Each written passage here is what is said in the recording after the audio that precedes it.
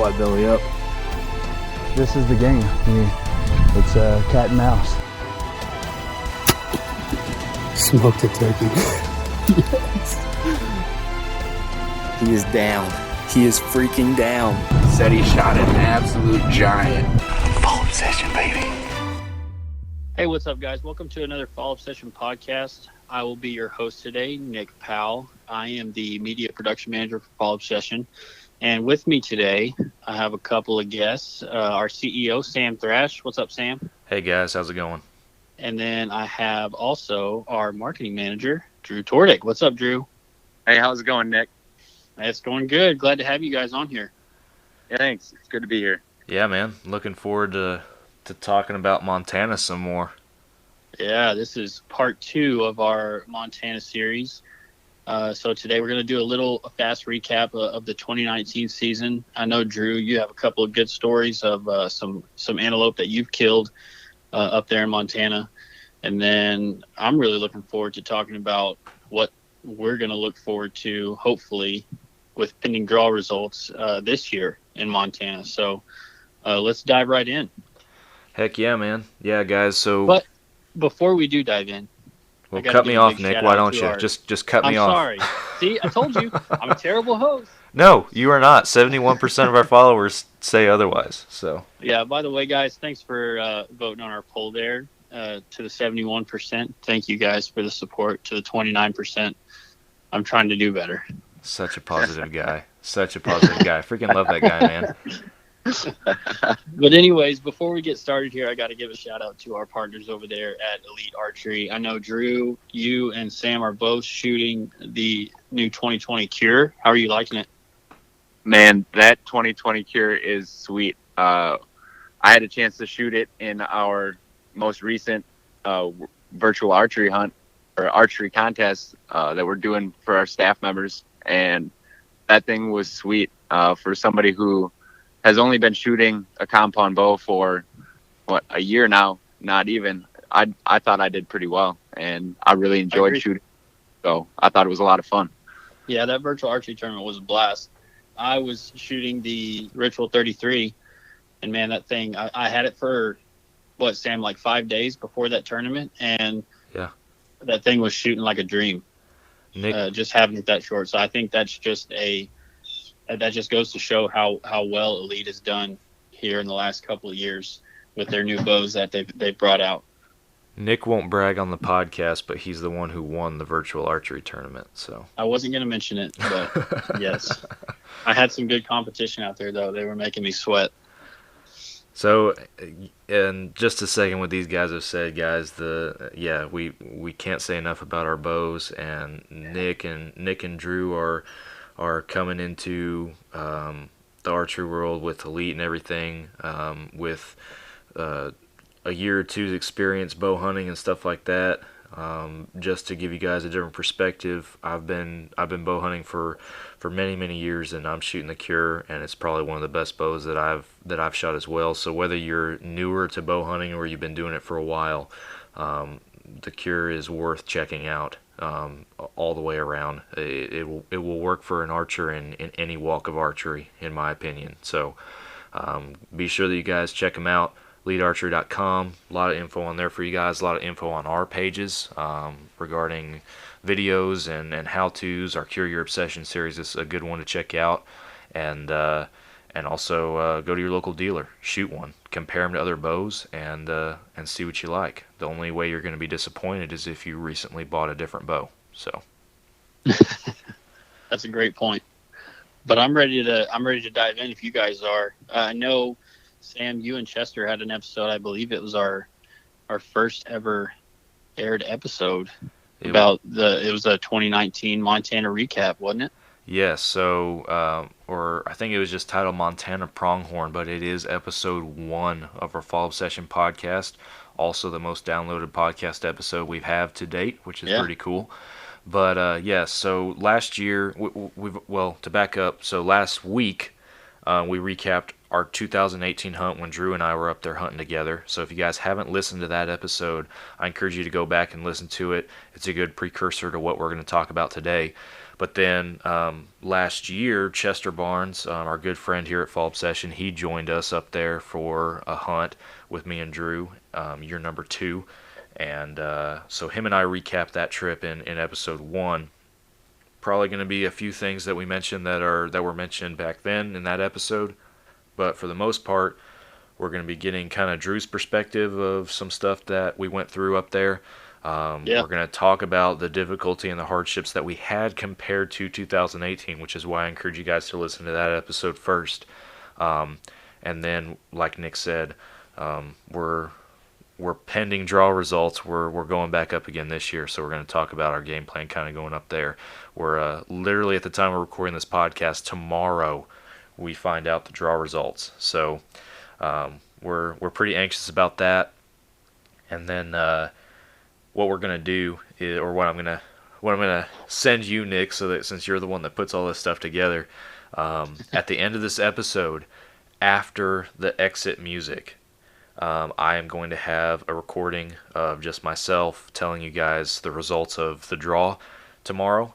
So be sure that you listen all the way to the end of the episode to find out if we really are going or if we're just blowing hot air here today. So. But anyway, Nick, you're hosting, so you're in charge. You have to tell me what you want me to talk about. So I'm actually more curious to hear what Drew is going to say and his perspective about the 2019 Montana pronghorn hunt. Well, fine. I will shut up. So, Drew, I know you and Sam went in 2018, and then Chester joined you guys in 2019. Was there anything, any cool stories, funny stories that you want to share with us of how you thought it went up there last year? So, man, that hunt with Chester was a lot of fun. Sam and Chester and myself were out there, and I got to tell you, I thought it was a little funny the first day when you guys wanted to take that little UTV of yours, and oh my gosh, that was the worst idea in the history of the universe. And we drove that thing 20 miles, 45 miles an hour to the spot. And 3 grown men squished into a little 2-seater that's probably my highlight of the trip.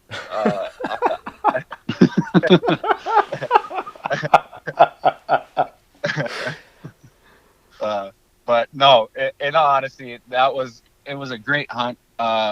We had some really good opportunities at not only antelope, but some sage grouse, which was a lot of fun as well. Yeah. So I know last week we talked about, while you were sitting in that ground blind, I was off scouting and found this honey hole. And so the following year, so 2019, we're out there and we go back to the private land, and I kid you not, there's not a sign of antelope on this property. No tracks, no droppings. It was a dead sea as far as the antelope go. Wasn't there a new fence around it too, Drew? And that was part of what was causing that, you think? I think that was definitely playing a factor into it. It also, to that point, it was warmer. Like we talked about last week, that spot gets really good once we get some snow, and it was a lot warmer this past year. And that new fence with that real low bottom wire, I don't think they had learned kind of the ins and outs and some of the new crossings that they're using now, and it made things challenging. There just weren't antelope there while we were there, and we just made the deciding factor after one day of kind of tromping around there and taking that UTV all the way out there and kind of not having options that first day, that we were going to go try something different the second day and really put some effort into some spot and stock out on public land. And I don't know how many of our viewers have had the opportunity to not only spot and stock antelope, but to try and do it on public land that's a challenge in and of itself. Those things have seen people, they've been hunted, they know what's going on, and it doesn't make the hunting easy, but it's a lot of fun still. And we had some really good opportunities. We had the chance to use decoy, the flag decoy, and it ended up working really well for us. And we had some really close encounters. I know Chester got a shot at one, and I mean, if you watch the video, it looked like he smoked that thing. It sounded good. We kept watching that antelope, waiting for it to die, and it just never did. It ran a long way, and as you don't see it in that video that we released, but we followed that thing for 7.5 miles, and all day, and all day. Yep, and a good portion of that was on foot, following not only just tracks, but it'd be every couple hundred yards there was a drop of blood here, a drop of blood there, and so we kept pushing it and kept walking, and it always felt like he was going to be just over that next ridge, and it wasn't until sunset, the last 15 minutes of shooting hours, that we finally caught up to where he had bedded down. And guys, that's what I was talking about in last week's podcast, was what a great shot Sam made, and the fact that thing was within sight of where he shot it. Those things cover some serious ground in a hurry. Yeah. What do they run, like 70 miles an hour top speed, 65, something like that. So start doing the math on that, and it doesn't take them long to get 7 miles. Right. Even hurt. So I know that looking back on that footage, that should have been a dead antelope all day. Somehow that arrow made it through without killing that antelope, and I don't know how.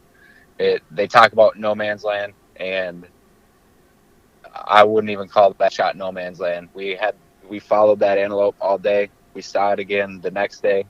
We saw it again, I think the day after even, and you could see the blood spot on its side right where, I mean, it's not an ideal shot, but it's in the vitals. Yeah. Right.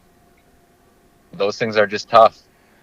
And guys, when I tell you we put every ounce of effort into trying to find that one goat and to try and put him down, that was our mission for 3 straight days.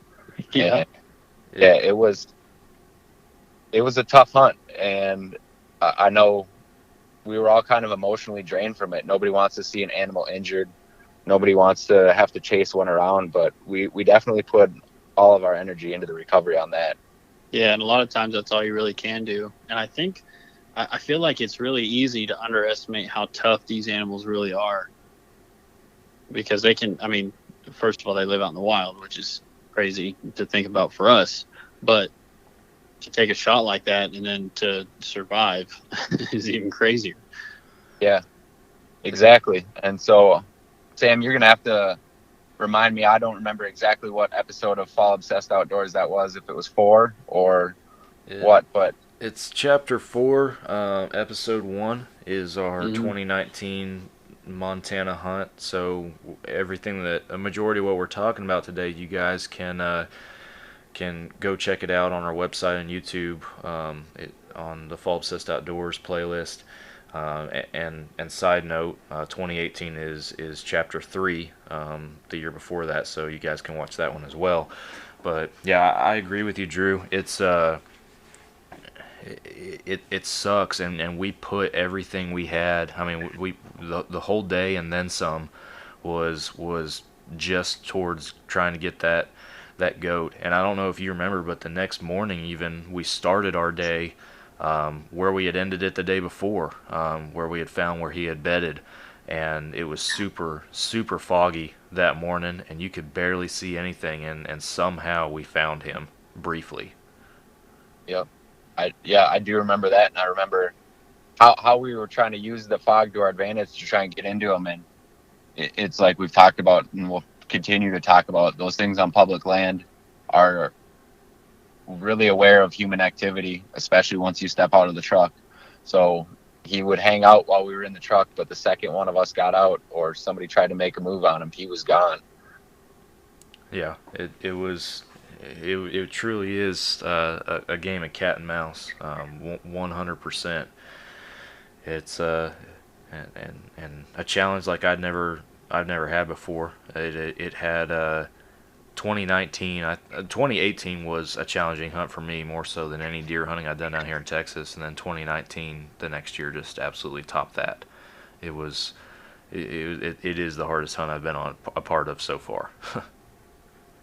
Yeah, and it's crazy how quickly things can do a complete 180 because, I mean, if you go back and watch that video, we spotted him, saw him out on his own, kind of chasing another buck around, got ourselves behind a hill, parked the truck, got out, got the fan decoy out, and we topped the hill just enough to put the head of that fan decoy out. And like we talk about with these things, the curiosity, that thing came in to check us out, and it was broadside at 43 yards, 42 yards, something like that. And I mean, Chester made a great shot. I don't want to say anything about his shooting in a negative light, because if you watch the footage, he made a great shot. If you pause and you kind of rewind and fast forward and you look at where he's aiming, his shot was dead on the money, heart shot all day long. That antelope ducked the string, saw that arrow coming in, and dropped just enough that arrow hit high and a little bit back. But if you look at where the arrow hit and kind of move it around, that should have been a dead antelope if he didn't see that arrow coming in. And I just remember watching him shoot it, and the first thing I did was pat him on the shoulder because I thought for sure that thing was going to die. Oh yeah, we all reacted based on the sound of that arrow hitting him, and me too. You see the camera like move around real quick and kind of go off to the side a little bit because I'm over there grabbing him and hugging him too, because we thought we just killed an antelope, you know? Yeah, and I mean, I was pumped because that was going to be our first antelope kill with that flag decoy, and I'd seen some videos on it before and tried it a couple of times, but never had one come in like that. Like, that guy came in looking for a fight, and Chester hit him right where he should have, and that it just bad luck, and sometimes things like that happen when you're hunting. Yeah. And that whole story, the what turned out to be a not ideal shot with him ducking, and just a tough animal, and then us trying to track him down and spending all that time trying to finish what we started. That's not something that a lot of the guys like to share. That's not a story that guys like to tell. That's not a story a lot of people tell on a podcast or on a hunting video or stuff like that. But I think it builds character for us, and it also could benefit somebody else out there later on by hearing that story. And it also kind of helps bring us back down to earth, because as we've mentioned just throughout the episodes and the weeks that we've been doing this podcast, we're not celebrities, we're not anything special. We're everyday hunters like you guys, and we deal with this stuff the same as y'all. So you haven't hunted if you hadn't missed, and you hadn't hunted if you hadn't lost an animal, is what I say. So yeah, and I think that's the other thing too, is I think talking about it, I think no fault as to the way the video was edited the first time. I think we just didn't get the shots to edit it in a different way because we were so focused on trying to make the recovery that we just didn't get a lot of shots of tracking that blood trail and the slow process that it was, trying to follow that blood in that sage on gravel. And man, if you want to find some difficult tracking conditions, go try and track an antelope in sagebrush with gravel. It's almost impossible to find blood, and it's a good thing we had eyes on that thing the whole time and kind of knew the general direction he was going and what path he had taken. And it was challenging, but I think it's good for our viewers to know that we're not out there just shooting antelope and then it doesn't die, so then, oh well, we're on to the next one. We put every effort into making that recovery that we could. Yeah. And there were definitely other antelope that we could have made a move on and tried for, but we were committed to go and finish that one off. Yeah, absolutely. Nick, take this conversation somewhere not so dark and depressing. All right, I will. Because you guys talking about how challenging both of these years have been are really making me look forward to this year. Nick's like, I'm regretting it. I hope it don't get drawn. I'm regretting it. No. In all honesty, I'm really excited and looking forward to getting out there. Like you said at the beginning, we are awaiting draw results, so the anxiety is real. But I would like to talk about a little bit about what we have to look forward to, and what are some, because like you said, this is my first time, so I'm not sure what to expect. Luckily, I've seen videos and stuff from you guys going up there, but that's really all I have to go off of. So what are some things that I can expect to run into, I guess, because I know we had a video that was released called in our Untold Stories series of the 1 mile crawl. And so I know, Sam, you have some fond memories of that. Oh man, the 1 mile crawl was it was a long crawl. I mean, that's what it was. I mean, Around a mile. The story is not very eventful. It was the last day, and we spotted this group of bucks out by this watering hole, and they were on the other side of this big open plain and like a long way out there, and it looked like we had a little low spot that could get us out there pretty close, and looked it up on the Onyx maps and decided we were going to make a move. So Chester hung back because we were just trying to decrease our footprint out there, because right. a hunter, a guide, and a cameraman is a lot wandering around out there sometimes. So just me and Drew started sneaking out there, and what started as a little draw, a low spot, turned into a shadow, basically. Like there was nothing out there for us. There was no cover. So Drew and I are crawling on our hands and knees and our bellies for like an hour and a half, trying to get close enough to these goats. And for a little bit there toward the end, it looked like it might actually work, because we got within, I think the closest range Drew got was like 144 yards. And then all it took was the wind swirling once, and they were out of there, and our whole stalk was blown. We looked back at the truck, and we're like, man, that really is a long way. So we dropped a pin where we were, and then we walked back to the truck and took a look at how far it was, and I guess it was right about a mile, wasn't it, Drew? Yeah, I think it was actually a little over a mile. Oh, and man. Yeah, and the interesting thing was, had that wind not swirled, I think we were, so like you had said, it went to a shadow at one point, but it was almost getting better again, because Yeah. we had options. We could have gone left or right. They've kind of wide there, and we were in a really good place to make a move on those. And sometimes things just happen, and the wind swirled at the wrong time, and that's all it took, and they were gone. And it did not take them long to cover a lot of ground. Yeah, they were gone and in the next county within a minute, and it just put in perspective how much we work for so little, and then how quickly everything can change, and we're standing there with nothing in front of us. So, Yeah. Nick, you're wanting to know about advice. Bring some knee pads, because I was pulling Gotcha. cactus out of my knee for 2 weeks after that stalk. All right, so Drew, should I bring some like painter's knee pads with some plastic on them, or like some volleyball knee pads with some cushion? What do you suggest? Well, I mean, if you're going to wear the plastic ones, I'd wear them underneath your pants, so make sure they fit. The soft volleyball ones might not be a bad idea, but that's some pretty rugged terrain, and they're not going to be in great shape when you're done crawling through there. Sounds good. I know the preferred method, or not method, but sort of some preferred clothing for that option is Sitka makes a really nice pair of pants that's got those built-in knee pads, and it's got some pretty tough material, and that really does help hold those cactus at bay. Okay. And, yeah, so definitely worth the money there.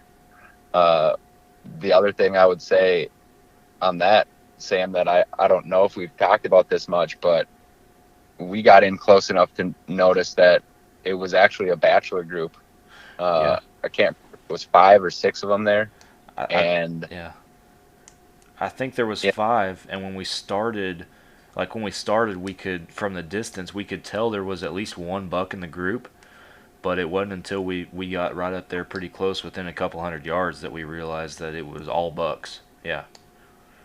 Yeah, and I actually, one thing that we haven't talked about, and I don't even know if it made it in the footage of that, but one of those bucks was actually the one that Chester shot, and that was, 4 days later, 5 days later? Yeah, Wow. he shot that buck, I think, on day 2, and that was the last day. That was day number 6. That was the last stalk, the last ditched effort to try and do something before we hung it up.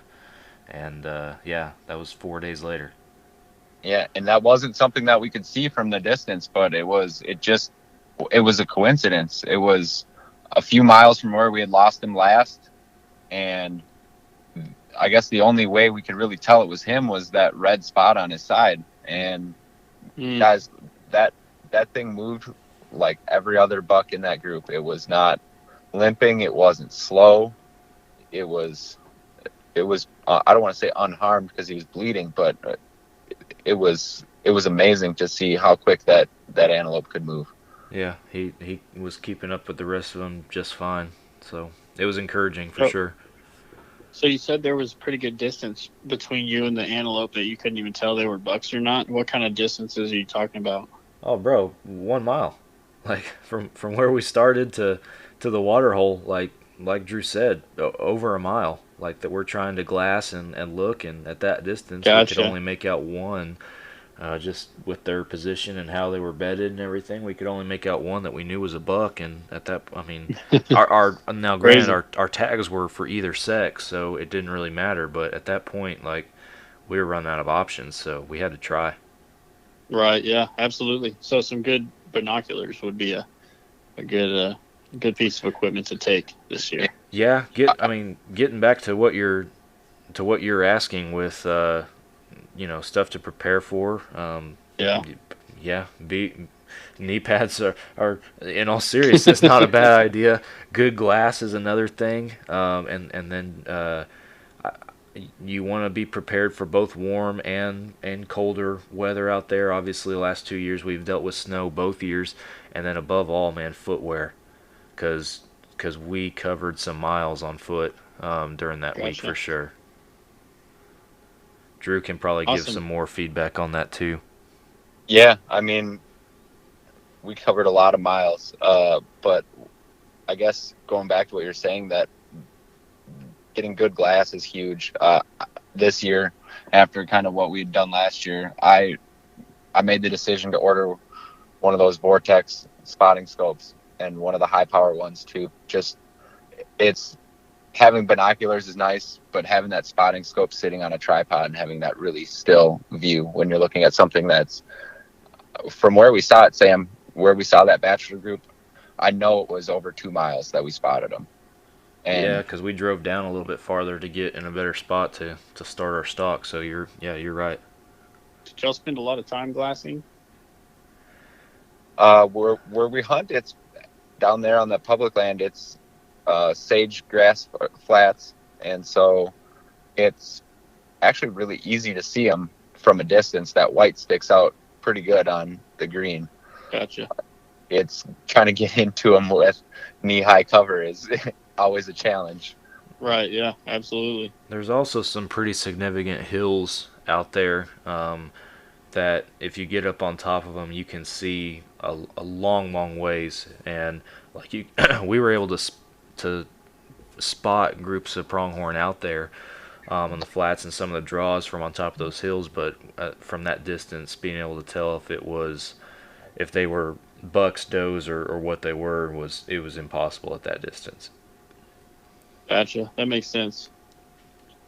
And then I think you might have mentioned it in part 1 of this series, of this podcast series, that you were able to use the terrain in those hills to get a little bit closer instead of having to actually crawl the entire way, the entire 2 miles or whatever it was, to get close to them. Yes.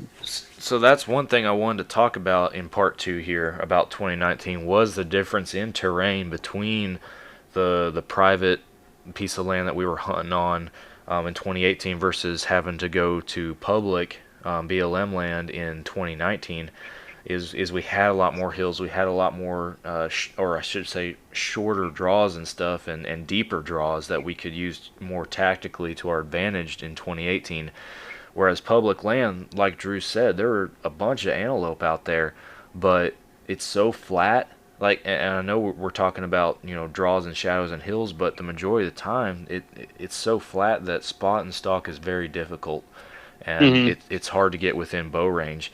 And I'm a bow hunter through and through, and if we get drawn, I'm going to be going back up there this year with the intention of killing one with my bow. But one reason that I didn't put in like I had the last 2 years for the archery only tag, why I told you not to put in for the archery only tag, Nick, is to give us that option to kill one with a rifle.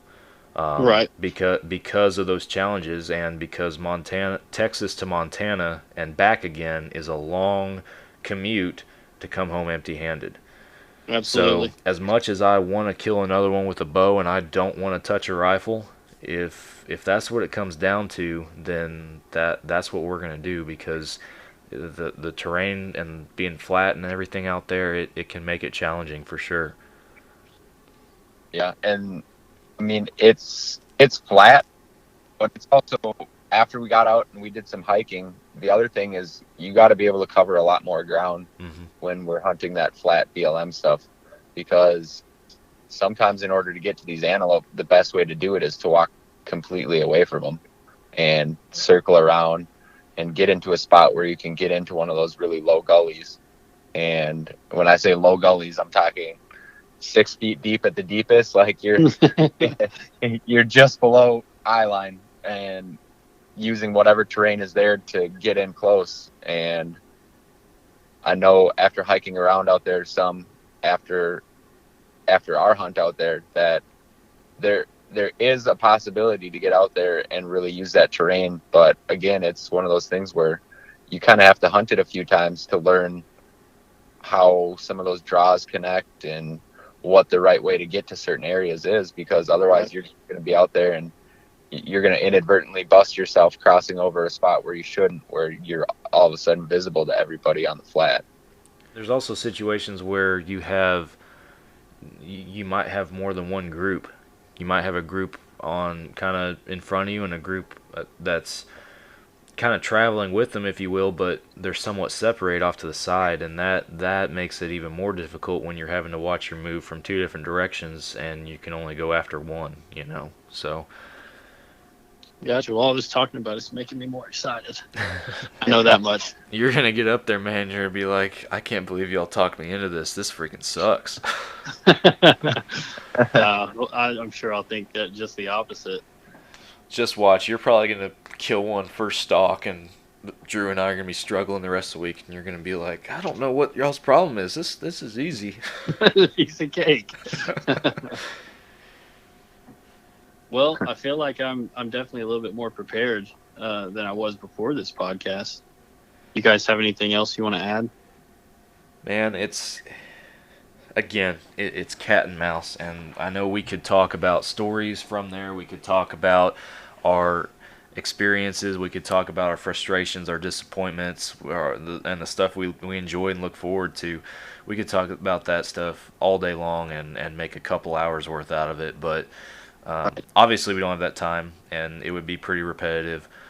But it as a guy coming from a bow hunter down in Texas, a whitetail hunter, and going up there and trying something new like that, it challenges you. It can discourage you if you let it, but if you take it constructively and you learn from it, it can build you into not only a better bow hunter, but a better hunter and outdoorsman in general, in my opinion.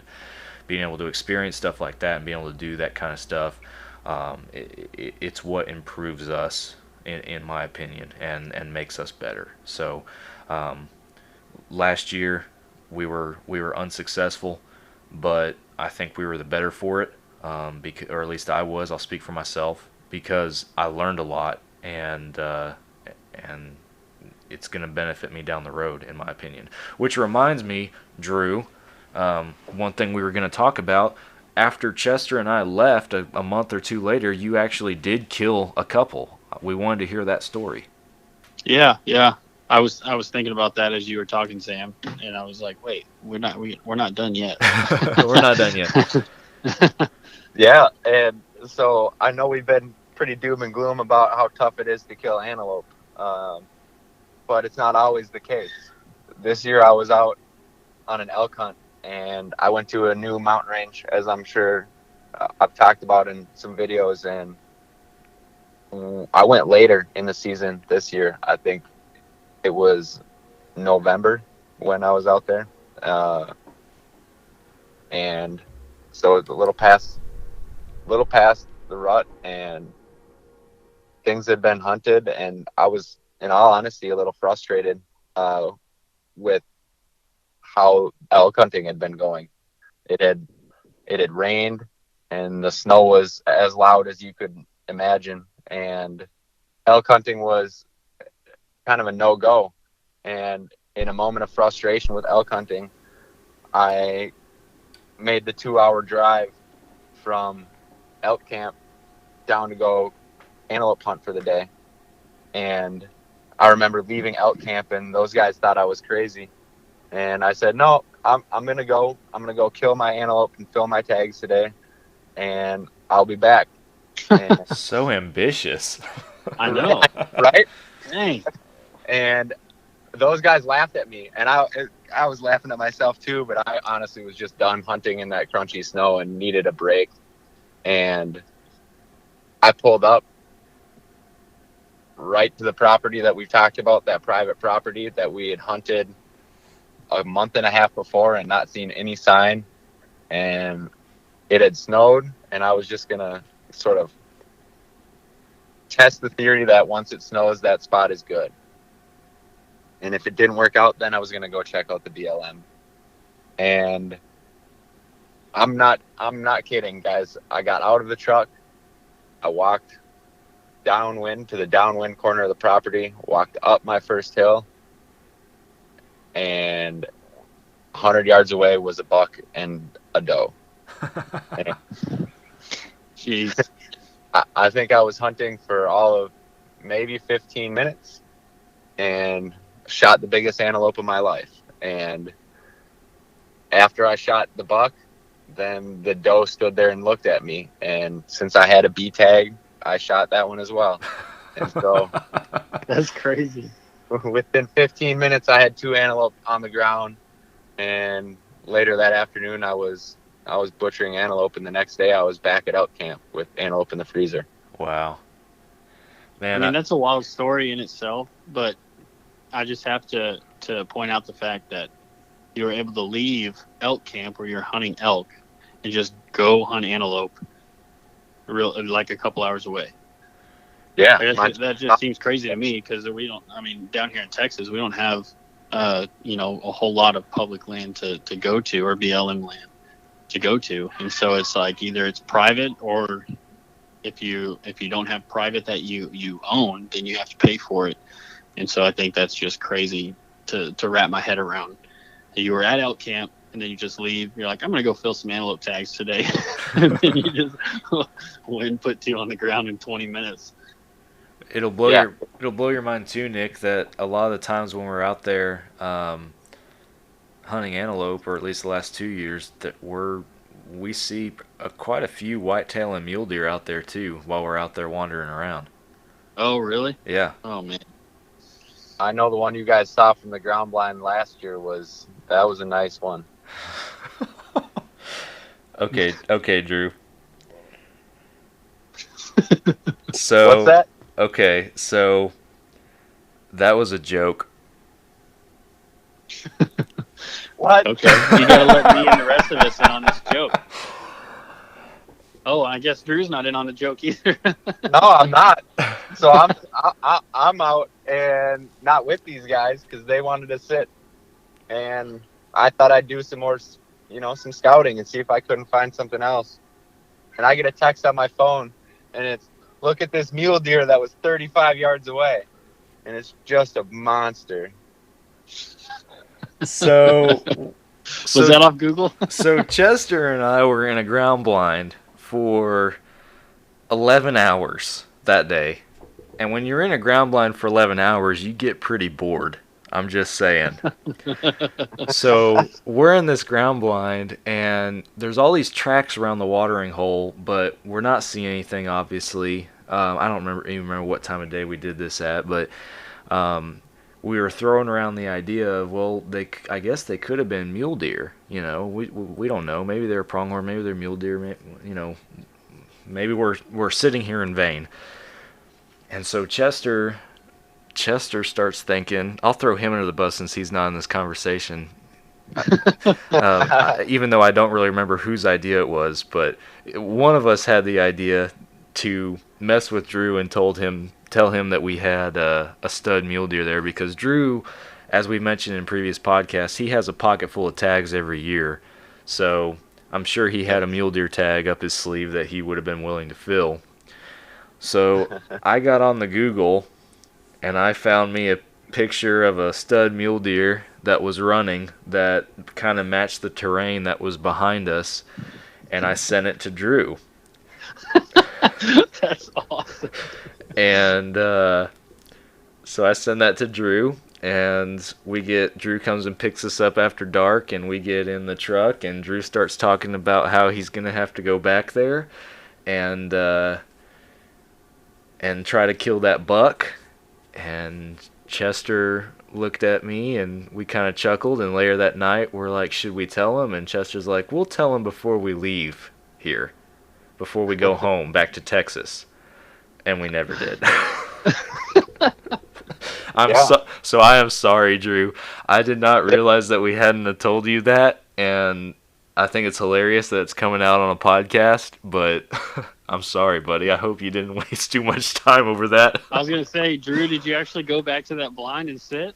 Hey, you want to know something funny? Well, I mean, there's two kind of funny things about that. So on our way out, I don't know if it was that night or the next night, out of the BLM land, we almost hit one of the biggest whitetail bucks I've ever seen out there with the truck. That is true. And so they're around, and I mean, you guys might have been joking, but I went back to that spot, not exactly where you were sitting, but I was within a mile and a half of where you guys were sitting, which on that BLM flat is no distance at all. And I found a really nice mule deer buck, and it was the very last day of season, and I was not even deer hunting at that point because I filled my tag the day before because it was the second to last day, and I didn't have a lot of time to hunt left, and I figured, you know what, some meat in the freezer is fine, and so I just shot a really nice doe and put my tag on that. And the next day, sure enough, I had the biggest mule deer I've ever seen at 200 yards for 45 minutes, and I sat there and watched him. Oh, wow. Dang it. Want to talk about regret and the thoughts that go through your head, and man, it was awesome to sit and watch him, and I know where I'm going to look for him this year. And that was a really nice nice mule deer. It was a real solid 4x4, and it had kickers off of pretty much everywhere, and Dang. I would have not hesitated to shoot that had I had a tag in my pocket. Dang. Well, Sounds like a stud. I'm glad that we were able to point you in the right direction then. Yeah. Google. And yeah, I'm sorry that you're just now finding out on the podcast. I thought we told you before we left. That's fine. And you know what? That's the great part about where we hunt out there is we haven't even really talked about this, and I don't know if any of the footage ever made it into any of the videos, but while we were antelope hunting, we came across a herd of elk down on the sagegrass flats, and Yeah, I that's had true. I had an elk tag in my pocket. And listen, guys, had I had my new cure that I have this year, I would have been all over that in a second because they were right there, and it was archery only at that time. and it's also just the zone and the way the tags work out there that it's either sex for archery, but it's not for rifle season. And so I think we counted 4 or 5 really, really nice bulls. I know one of them was a 7x7, and that thing was amazing. I was going to say, we're talking about in the high 300s for score on these bulls at least. Like, these are no joke stud bulls that any hunter would be willing to take. Yeah, and we were 200 yards away from them, if that. And they were just in there just bugling and fighting and chasing each other around. And if it would have been this year, we would have been in there calling right on the edge of that property of the private and the BLM, and we would have been trying some bugling and trying some calling to try and get them to cross that boundary. Because that was a great time. Well, all right, I'm being a bad host, and I'll get us back on track here. Come on, Nick. Quit being a 29%er. I'm trying. So, Drew, I know you said that recently, or not recently, but you've only been pronghorn hunting the last 3 or 4 years, something like that. Yeah. So, is there anything over that span of time that, like, any type of equipment, anything that you have gone out there and wish you had, and then later said, well, yeah, I should have brought this or I should have brought that?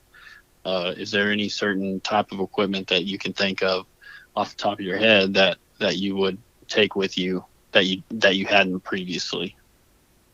Yeah, I made the decision this year to buy a spotting scope, just based on last year and how we could sit at the top of the hill and see the groups and not be able to tell what was there and not really pick apart which group was worth going after.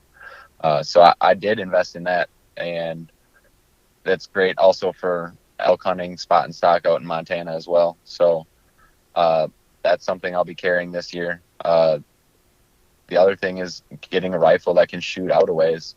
It's not uncommon to take shots that are, 100, 150 yards is a close shot on an antelope a lot of the times with that rifle. So to be able to shoot at a distance would be one thing. So finding a really nice gun with a really nice glass on it. I really like the one that I picked up. And I guess the other thing, you mentioned knee pads. Those would be really nice to have for that mile-long crawl. But I think just having the right gear. I know when we went with Chester, being from Texas, he was cold. And it wasn't like it wasn't that he was just wearing shorts and a t-shirt thinking it was going to be warm. He was bundled up. But finding the right gear that really keeps you warm is really advantageous, because being comfortable when you're hunting, it makes it a lot easier to hunt all day. Gotcha. That's a good point. So, Sam, I know you've been a couple of years now. Do you have anything that Drew hasn't said that you would take with you that you hadn't? I don't think that there's anything that hadn't been mentioned at one point. I will second everything that Drew said. And the other thing, a couple things that I'll touch on again. I'll mention footwear. I know my boots the last 2 years haven't been ideal. They've worked, but they haven't been probably the best choice for that kind of hunting. So I'm definitely going to be trying to bring another different pair of boots up with me this year. And the other thing I would say from a bow hunter standpoint is practice with and find a pair of gloves that you can shoot with, that you can still get consistent anchor points with, and that and get comfortable and get familiar with what it feels like to shoot with gloves.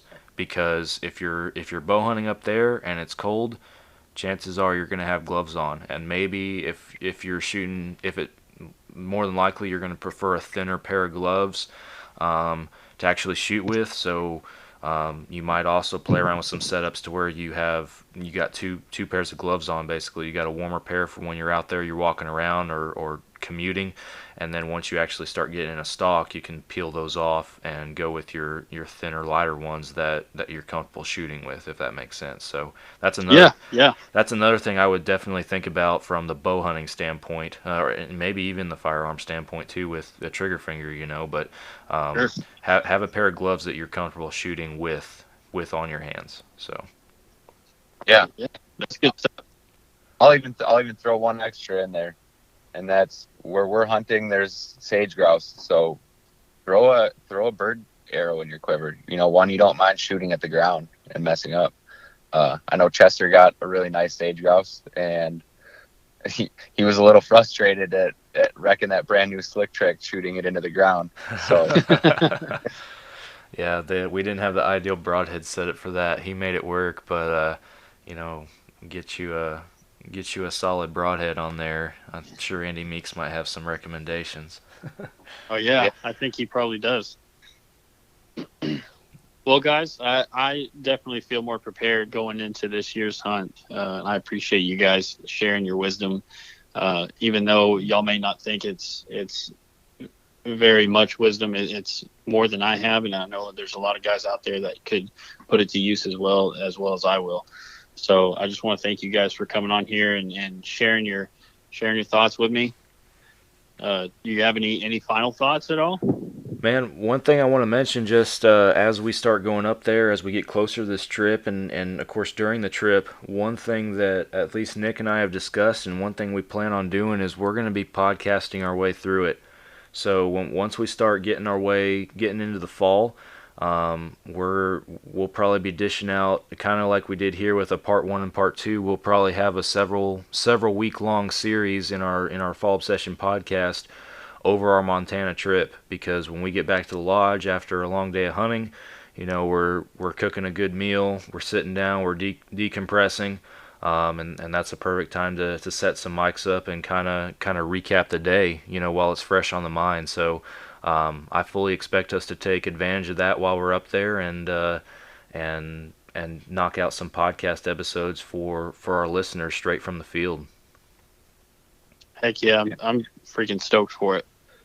yeah, I guess I got one more thing, and that's we mentioned field staffer Andy Meeks, and he happened to draw a Montana archery tag, and he made the decision not to come hunt with us. So all I got to say to him is that he better shoot, and he better get it on video, because he's missing out on hunting with us. That's right, I agree. So hey, I was talking to him because he has a release that I'm wanting to try out, and so he was kind enough to stick it in the mail for me.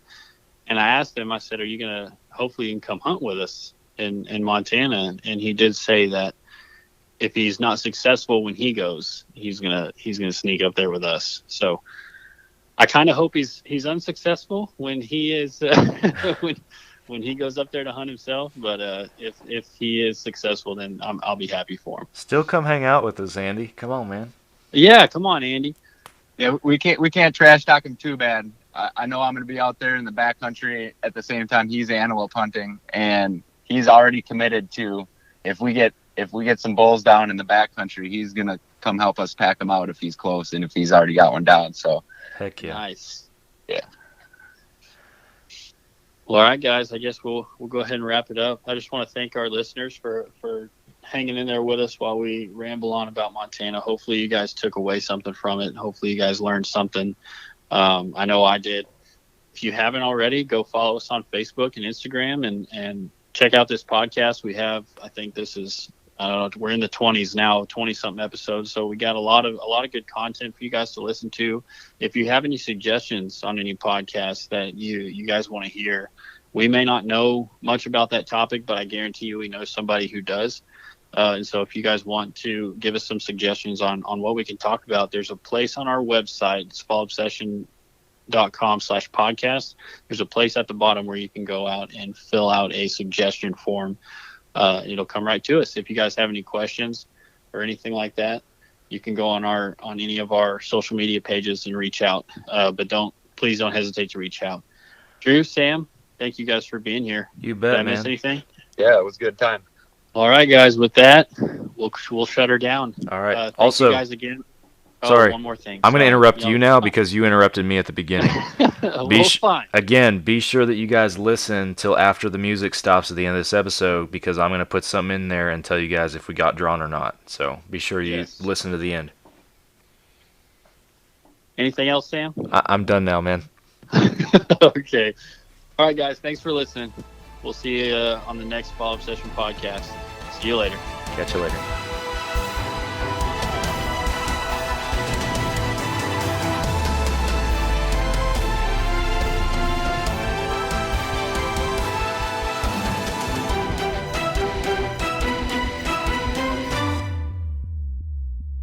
Hey guys, Sam here again.